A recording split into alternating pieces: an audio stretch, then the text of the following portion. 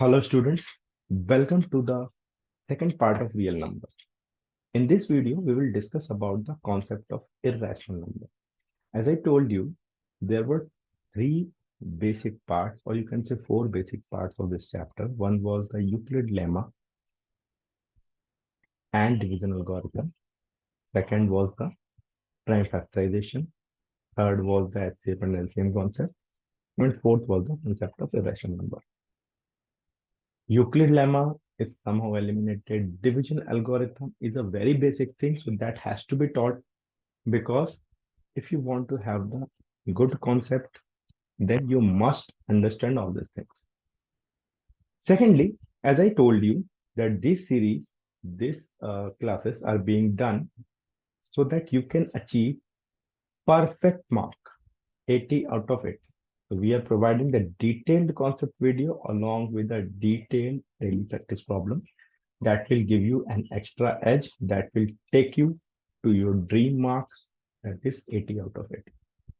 So without wasting any further time, we'll be getting onto the topic, that is concept of irrational number. Now, what is an irrational number, right?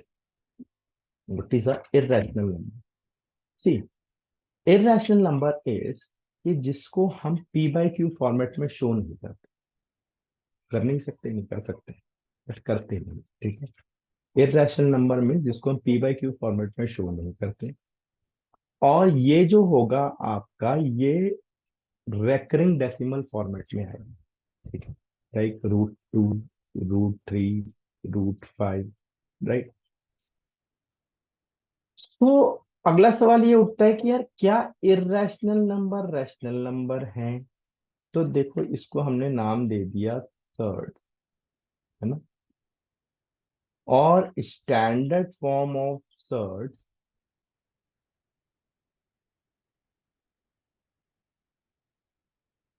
क्या बताया हमने? a plus b times √c, where a, b, c are real numbers. For example, 5 plus 2 √6. अब 5 plus 2 √6 complete एक number है, ठीक है। जहां 5, 2 and 6 ये तीनों ही नंबर क्या है आपके? Real number, right. लेकिन जब इनको इस कॉम्बिनेशन में हम लिखते हैं तो इसको हम क्या बोलते हैं? ये आपका हो गया सर्ड, एन इररेशनल नंबर, ठीक है। ये आपका एक स्टैंडर्ड फॉर्म हो गया इररेशनल नंबर का। Is that clear? ठीक है, तो ये आपका हो गया एक इररेशनल नंबर, राइट। तो इररेशनल नंबर हमें क्लियर हो गया। इररेशनल नंबर रैशनल नहीं, राइट। लेकिन अगर मान लो कोई मेरा नंबर है 2, तो 2 प्लस एनीथिंग या √0, मैं इसको लिख सकता हूँ क्या? बाई 3, ठीक है।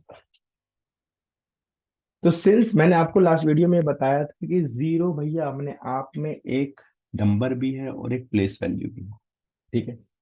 तो इसीलिए जो रैशनल नंबर है, that can be expressed in terms of the rational number, but the rational numbers are the numbers which can be expressed in terms of the p by q format, where p and q are both prime.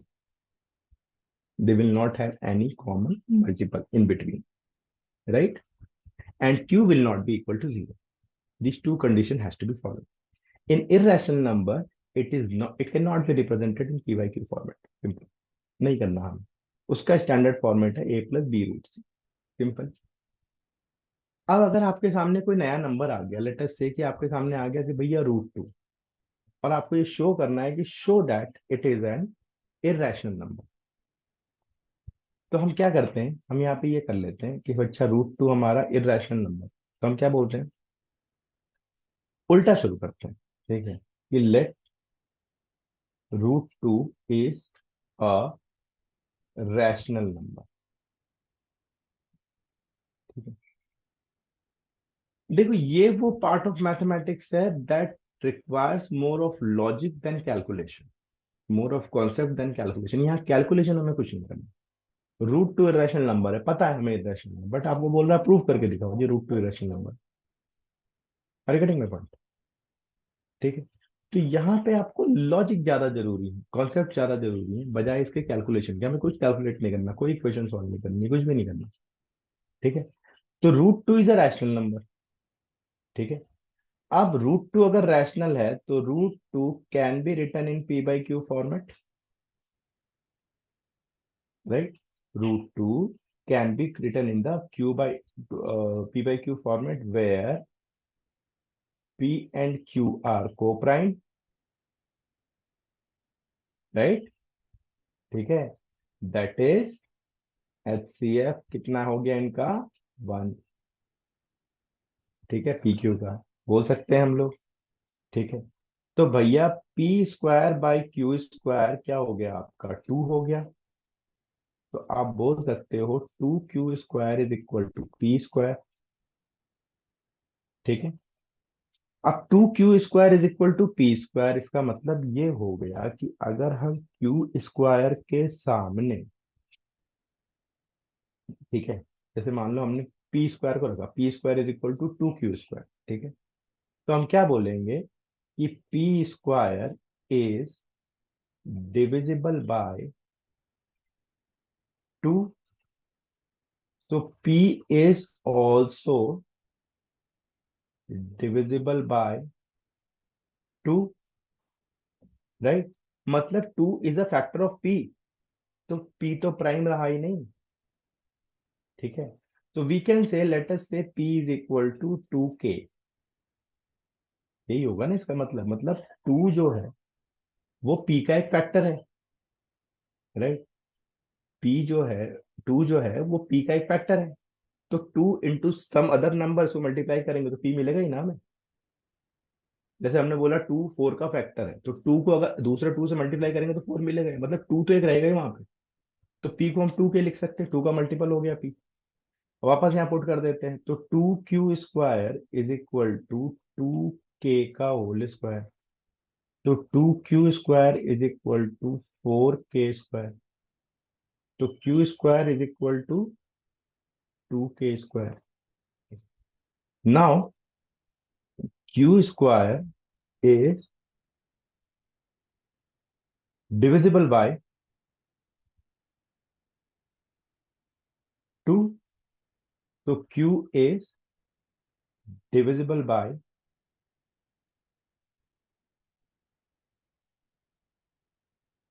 2, right? इसका मतलब ये हो गया कि भाई आपका जो p है and q has at least one common factor, that is 2। p का भी फैक्टर 2 आ रहा है, q का भी फैक्टर 2 आ रहा है, तो p और q दोनों का एक कॉमन फैक्टर हो गया 2, right? p and q have at least one common factor 2। So therefore our assumption,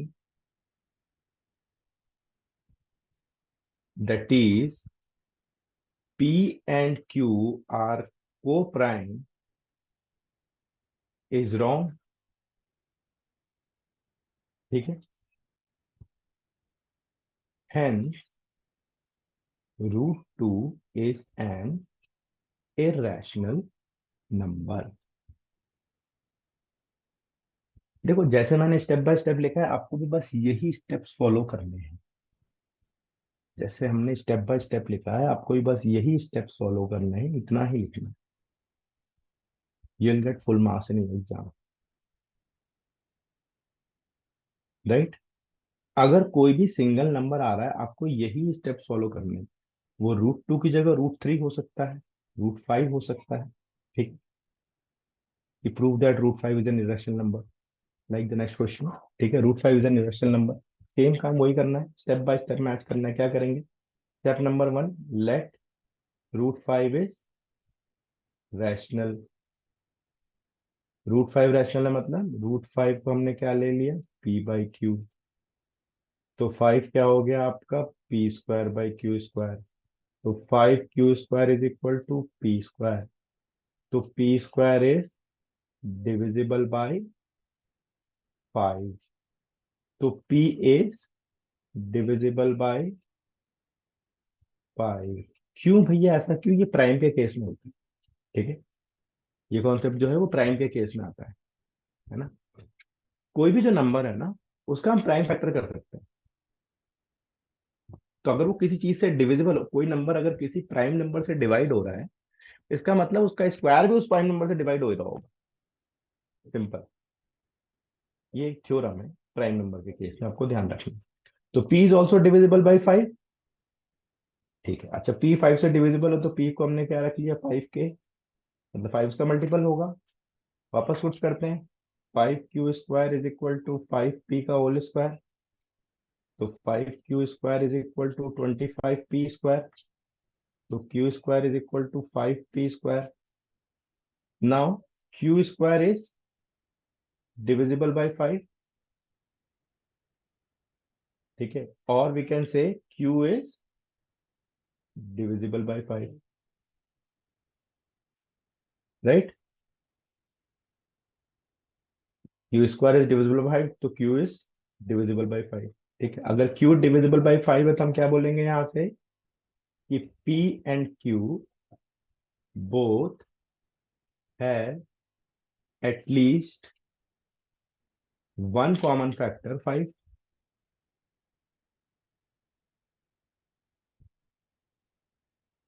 That means P and Q are not co-prime. That means P and Q is wrong in our assumption.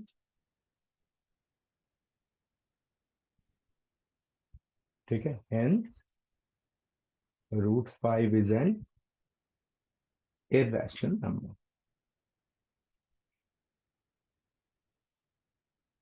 Right? Very simple. बहुत ही आराम से तो complete किया जा सकता है। Is that clear? Right? अब देखो, इसी कॉन्सेप्ट को यूज करके अगर हम क्वेश्चंस को एनहांस करें कि भैया 3√2 इरेशनल नंबर है, ये प्रूव करना है। हर क्वेश्चन की शुरुआत ऐसे क्वेश्चन की कॉन्ट्राडिक्शन से ही होगी। ठीक है, you have to imagine the contradictory statement is to be true, right. What is that? Let 3√2 is rational, right. तो क्या हो जाएगा आपका कि 3√2 p/q फॉर्मेट होगा। तो p/3q is √2. So if P and Q are co-prime, यहाँ पे आपको लिखना पड़ेगा P and Q are co-prime। तो if P and Q are co-prime, ठीक है, then p/3q must be a rational number, right? But we know √2 is an irrational number।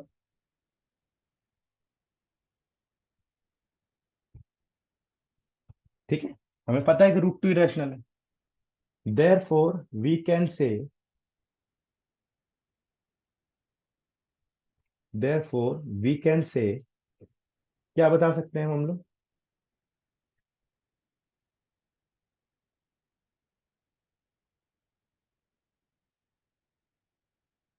कि भैया आपका अगर मान लो p/q, therefore we can say our assumption is wrong ना।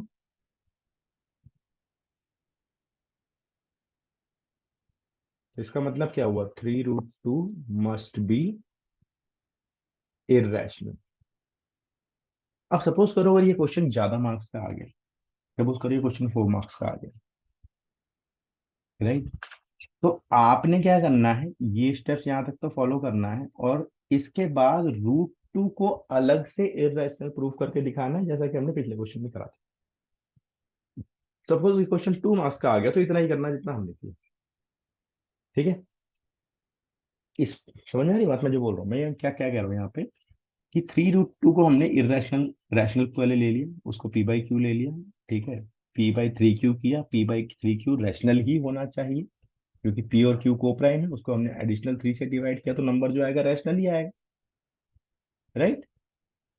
लेकिन कोई रैशनल किसी इरेशनल के बराबर नहीं हो सकता, और जबकि हम तो ऑलरेडी जानते हैं कि √2 इरेशनल है। अब देखो यहीं पे कैच है, अगर क्वेश्चन 2 मार्क्स का है तो we know that √2 is irrational, ठीक है, और जैसा हमने आगे किया वैसे कर देंगे। लेकिन अगर क्वेश्चन ज्यादा मार्क्स का है तो क्या करना है, √2 को अलग से A/B लेकर के प्रूव कर दो पहले कि √2 इरेशनल, और फिर पहले स्टेटमेंट पे आ जाओ। √2 इरेशनल कैसे प्रूव करेंगे, पिछले क्वेश्चन में बैक करके देख लेना आप एक बार। Are you getting my point? So this is how we can do this question. आप देखो, complete standard form of irrational number, जिसको हम सर्ट्स बोलते हैं, उस पर आ गया, ठीक है। हमेशा ऐसी थ्योरी को कॉन्ट्राडिक्शन से ही प्रूव किया जाता है, तो इसके कॉन्ट्राडिक्टरी स्टेटमेंट को ट्रू हमें अज्यूम करना पड़ेगा। क्या अज्यूम करेंगे, let 3 + 2√5 is a rational number, ठीक है। इसका मतलब 3 + 2√5 इज इक्वल टू P/Q, तो 2√5 इज इक्वल टू P/Q-3, तो 2√5 is equal to P-3Q/Q, so √5 is equal to P-3Q/2Q, ठीक है। If P and Q are coprime, जो कि हमने लेट किया हुआ है ना, P/Q को लिया है, मतलब यहाँ पे हमने लेट किया है P एंड Q आर को प्राइम, तभी तो Q/Q फॉर्मेट में आता है रैशनल नंबर। तो P एंड Q को प्राइम है, therefore P-3Q/2Q will be a rational number। Simple, linear है, कहीं स्क्वायर नहीं, कहीं रूट नहीं निकाले तो अचानक से तो रूट में कन्वर्ट नहीं हो जाएगा ना अपने आप। सिंपल एकदम लेमेंस लैंग्वेज में भी अगर हम समझते हैं, यार P एक को प्राइम है, प्राइम नंबर है, Q एक प्राइम नंबर है, इनका आपस का HCF 1 है, तो इसको हम को प्राइम बोलेंगे, ठीक है। दो फैक्टर निकल, दो प्राइम फैक्टर है एक नंबर के, तो P एंड Q आपके को प्राइम हो गए। तो जब इनको सिंपल लीनियरली सब्ट्रैक्ट करके डिवाइड करो तो रैशनली तो मिलेगा, but √5 is an irrational number,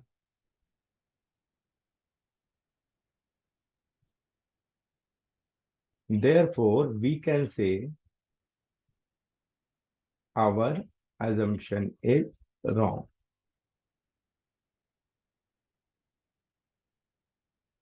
ठीक है। तो हम क्या बोलेंगे, therefore 3 + 2√5 is an irrational number। Again फिर वही बात आती है कि अगर ये क्वेश्चन कम मार्क्स का है तब तो जितना हमने किया उतना करना है, अगर ज्यादा मार्क्स का है तो ये वाला स्टेप जहां से है, बट √5 इज इरेशनल, यहाँ से √5 को इरेशनल प्रूफ करके दिखा दो, जो हमने पहले करा हुआ है। Is that clear? तो आपको फुल मार्क्स मिलेंगे, ठीक है। Our target is getting 80/80। So let us be thorough with the each and every type of question and how to write that question, ठीक है। every single mark matter, right? देखो, surds standard form of surd is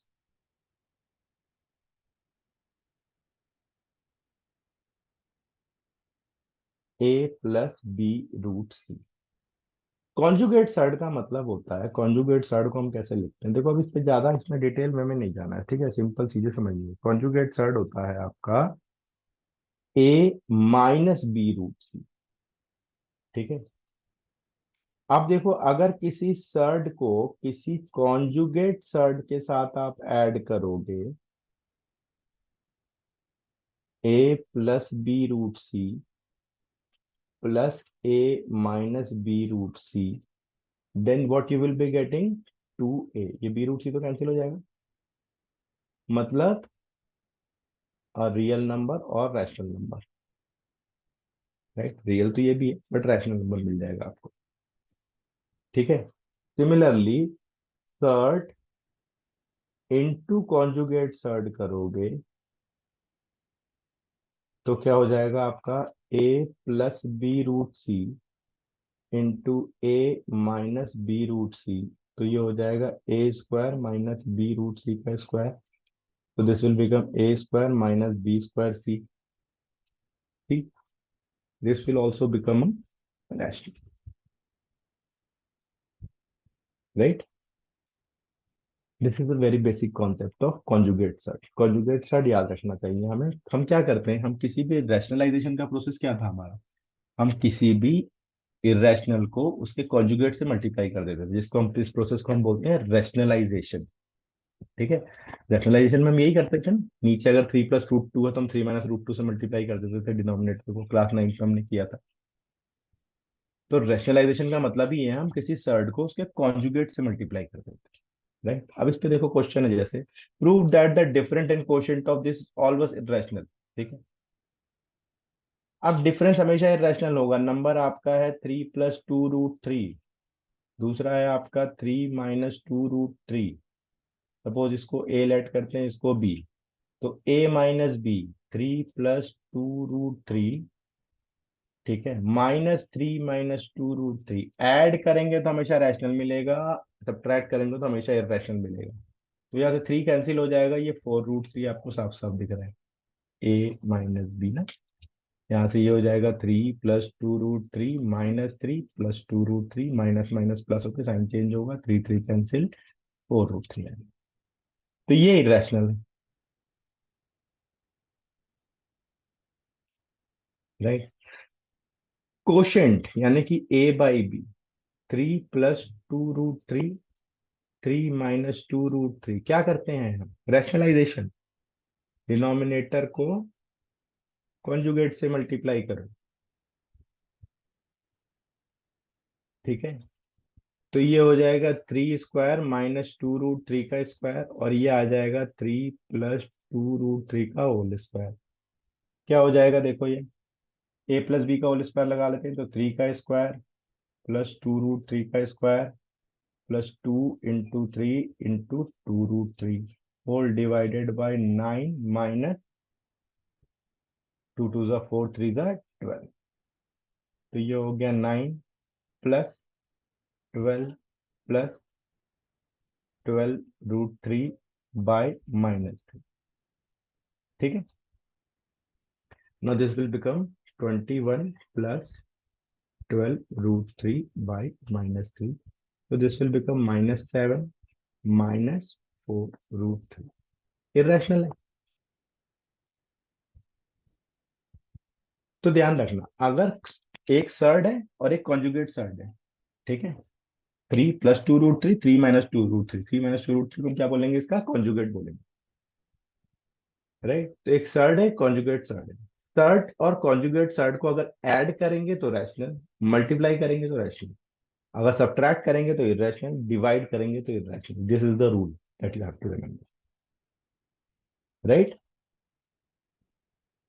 So this was the complete discussion of chapter 1 in these two videos. पहले videos में हमने HCF LCM को completely उसके problems देखे, उसको अच्छे से डिस्कस किया। उसके बाद ये इररेशनल का एक थ्योरेटिकल कॉन्सेप्ट है जो एग्जाम में पूछा जाता है, ठीक है, इसको हमने डिस्कस किया। ठीक है, that is how our first chapter is done. Will provide you the DPP, उसको आप प्रैक्टिस करो, ठीक है। आपको एक कंप्लीट चैप्टर मटेरियल भी मिलेगा जिसको आप स्टडी करो, और 80 out of 80 के लिए प्रिपेयर हो, ठीक है। So thank you all for watching this video. Hope you have enjoyed this video very much. We'll be meeting you in the next topic next video.